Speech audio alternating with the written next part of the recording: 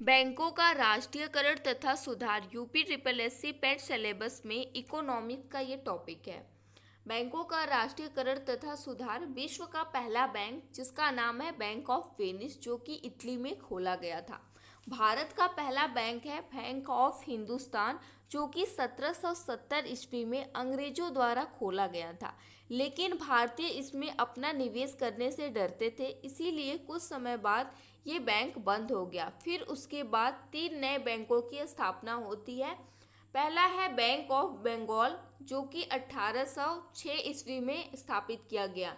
Bank of Bombay, इसकी स्थापना 1840 ईस्वी में हुई। बैंक ऑफ मद्रास, इसकी स्थापना हुई थी 1843 ईस्वी में। Bank of Bengal, bank of Bombay और बैंक ऑफ मद्रास, इन तीनों बैंकों की स्थापना होती है।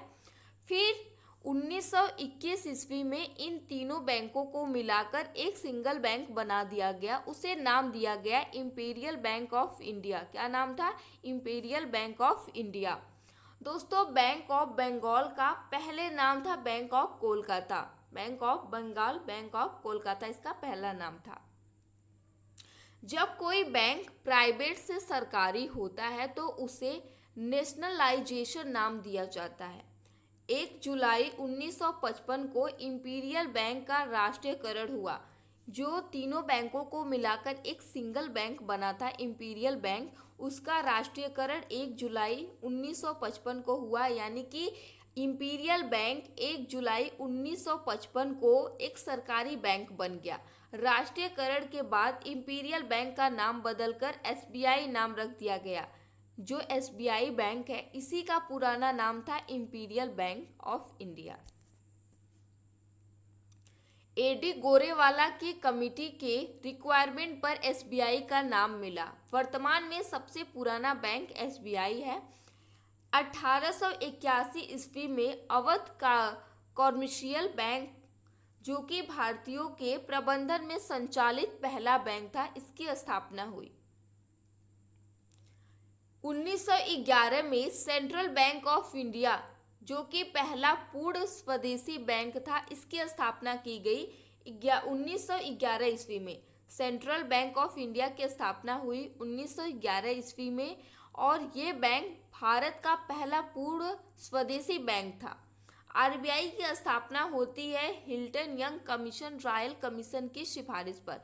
दोस्तों, ये प्रश्न काफ़ी ज़्यादा पूछा जाता है कि आरबीआई की स्थापना किस समिति की सिफारिश पर हुई? हिल्टन यंग कमीशन की। इसकी स्थापना, आरबीआई की स्थापना होती है 1 अप्रैल 1935 ईस्वी में और इसका राष्ट्रीयकरण यानी कि आरबीआई को सरकारी बैंक बनाया जाता है 1 जनवरी 1949 ईस्वी को।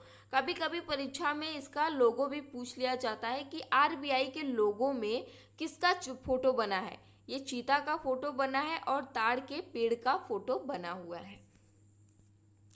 बैंकिंग रेगुलेटिंग एक्ट जो कि 1949 ईस्वी में आता है। बैंकिंग रेगुलेटिंग एक्ट, सीधे सीधे क्वेश्चन पूछा जाता है कि बैंकिंग रेगुलेटिंग एक्ट कब पारित हुआ था? 1949 ईस्वी में बैंकों पर नियंत्रण रखने के लिए इसे लागू किया गया था। 19 जुलाई 1969 ईस्वी को 14 बैंकों का राष्ट्रीयकरण किया गया।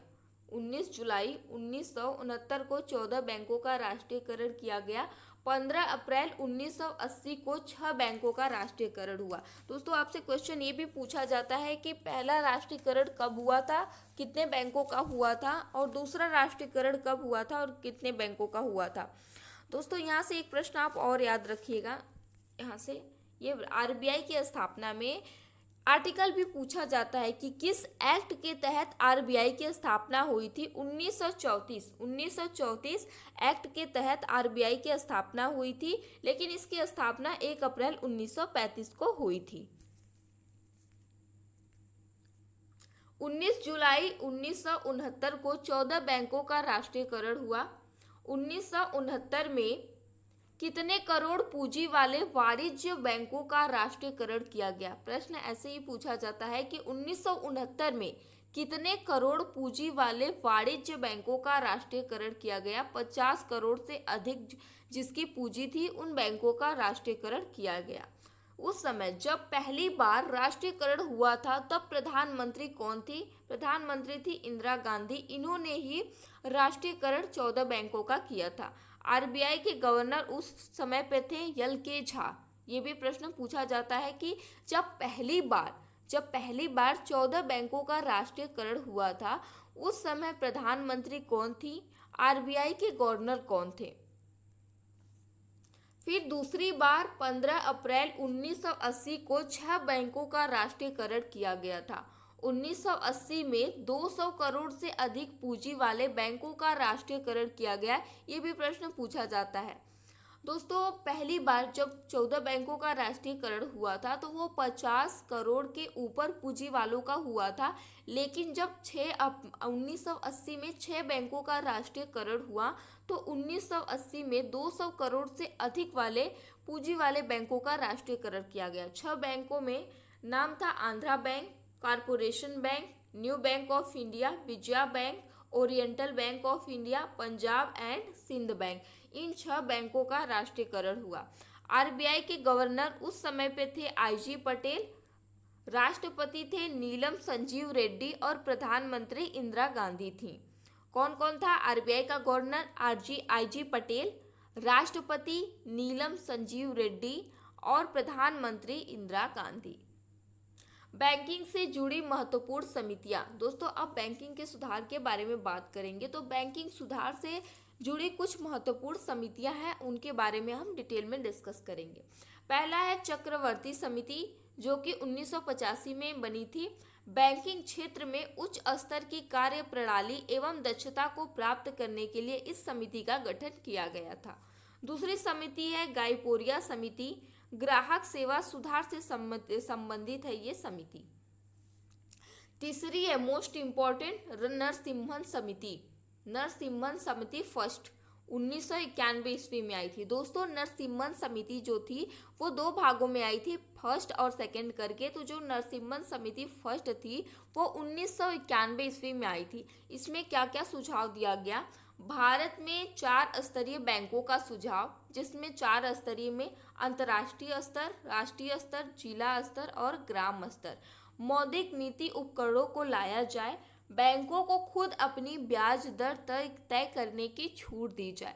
दोस्तों, प्रश्न कैसे पूछा जाएगा? प्रश्न आपसे ये पूछा जाएगा कि बैंकों को अपनी खुद ब्याज दर करने की छूट दी जाए, ये किस समिति में कहा गया है? ऐसे प्रश्न पूछा जाता है। नरसिम्हन समिति सेकेंड, जो कि 1998 ईस्वी में आई, इसमें कहा गया कि प्राथमिक क्षेत्र में ऋण दान को रोक दिया जाए, जिससे बैंकों को एनपीए में कमी की जा सके। फिर उसके बाद आई वर्मा समिति, जो कि 1998 में ही आई थी। नरसिम्हन समिति सेकेंड 1998 में आई थी और वर्मा समिति भी 1998 में आई। इसमें ये सुझाव दिया गया कि जितने भी कमजोर बैंक हैं उनको बड़े बैंकों के साथ विलय कर दिया जाए, जोड़ दिया जाए। नचिकेत मोड़ समिति, ये भी बहुत इंपॉर्टेंट है। इसका गठन भारतीय रिजर्व बैंक के पूर्व गवर्नर, जिनका नाम है रघुराम राजन, ने 2016 में किया था। नचिकेत मोड़ समिति का गठन, ये भी इंपॉर्टेंट है आपके लिए। इसकी रिपोर्ट आई 7 जनवरी 2014 को। गठन इसका हुआ था 2016 में।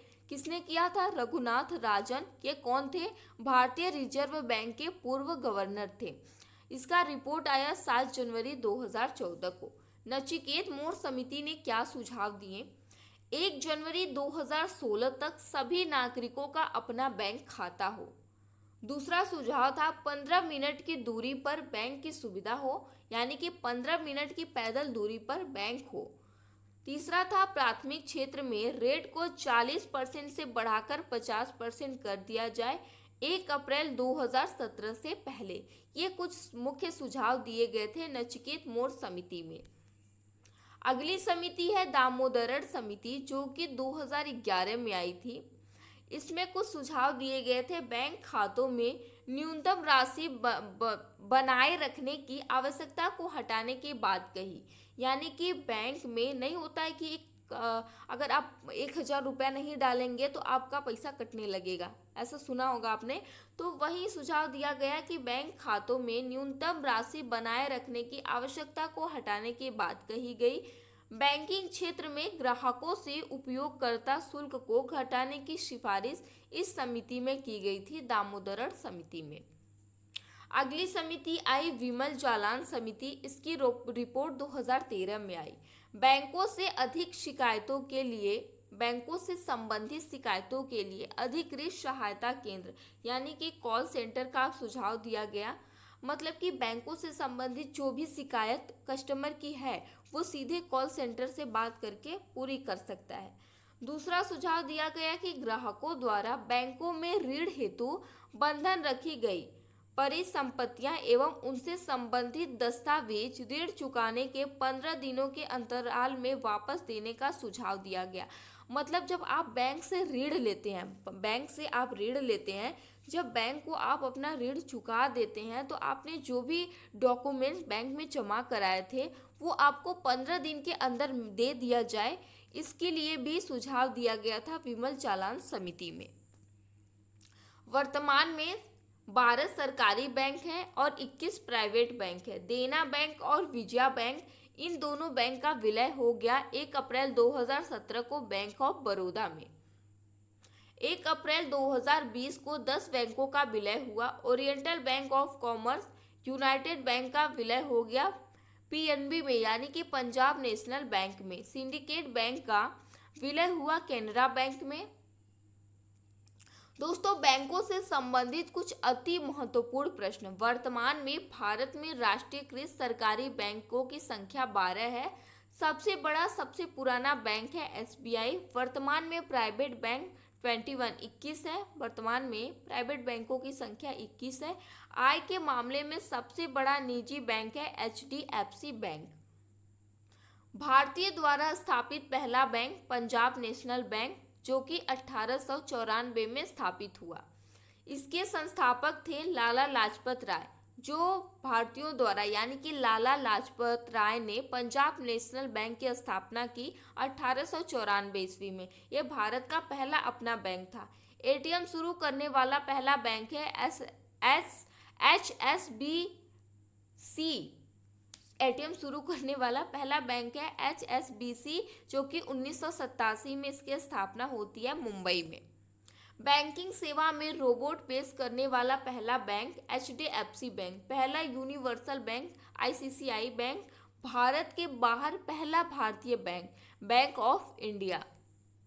भारत में पहला बैंक ऑफ हिंदुस्तान स्थापना हुई थी 1770 ईस्वी में। भारतीयों द्वारा प्रबंधित पहला बैंक अवध वाणिज्यिक बैंक। भारतीयों द्वारा प्रबंधित पहला बैंक अवध वाणिज्यिक बैंक। भारत में पहला विदेशी bank HDFC bank. ISO certificate पाने वाला पहला बैंक कैनरा बैंक। पहला universal bank ICICI bank. Bharat के बाहर पहला भारतीय bank bank of India. Voice biometric पेश करने वाला पहला बैंक सिटी बैंक। ब्लॉकचेन तकनीकी शुरू करने वाला पहला बैंक ICICI बैंक। प्रिंसिपल रूप से बैंकिंग लाइसेंस पाने वाला पहला बैंक IDFC और बंधन बैंक। दोस्तों, ये थे बैंक से संबंधित जो भी आपके सिलेबस में पेट के सिलेबस में दिया हुआ है। बैंकों का राष्ट्रीयकरण तथा सुधार, वो सभी आपका इसमें कंप्लीट हो चुका है। इसके बाहर एक भी प्रश्न नहीं पूछा जाएगा। दोस्तों, अगर आप पहली बार चैनल पर आए हैं तो इसे सब्सक्राइब कर लीजिएगा और बेल आइकन को प्रेस कर लीजिएगा। वीडियो को लाइक शेयर करना मत भूलिएगा। Thank you.